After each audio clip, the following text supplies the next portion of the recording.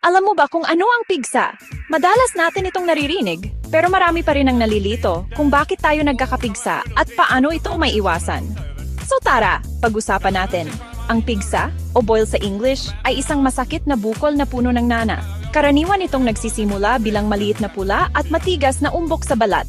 Habang tumatagal, lumalaki at namumula, nagkakaroon ng puting tuktok dahil napupuno ng nana.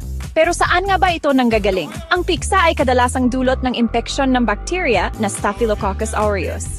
Pumapasok ang bakterya sa ating balat kapag may maliit na sugat, galos o kahit simpleng gasgas. Madalas itong tumutubo sa mga bahagi ng katawan na madalas pawisan at nagkikiskisan, tulad ng lig, kilikili, puwitan, hita, at mukha. Mas mataas ang tsansa mong magkapigsa kung mahina ang immune system mo, may diabetes ka o hindi ka palaging naliligo lalo na pagkatapos magpawis. Pati na rin kung mahilig kang maggamot ng balat o hindi ka agad naghuhugas ng kamay. Ngayon, paano naman natin ito maiwasan?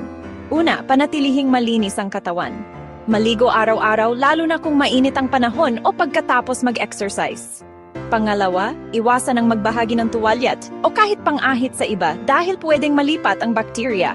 Pangatlo, agad gamutin at linisin ang kahit maliit na sugat o galos. At syempre, ugaliing maghugas ng kamay lalo na bago kumain o pagkatapos humawak ng maruming bagay. Kung sakaling magkapigsa ka, huwag na huwag itong pipisain o tatagayin.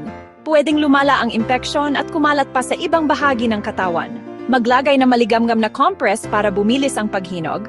At kung lumala, magpatingin agad sa doktor. Ayan, sana mas malinaw na sa'yo kung ano ang pigsa, saan ito nakukuha, at paano ito may iwasan. Tandaan, simple lang ang pag-iingat. Malinis na katawan, tamang hygiene, at mabilis na aksyon kapag may sugat. Kung may tanong ka pa tungkol sa kalusugan, comment lang sa baba. Salamat sa panonood, at ingat palagi! Thank you for watching and don't forget to like, comment, and subscribe.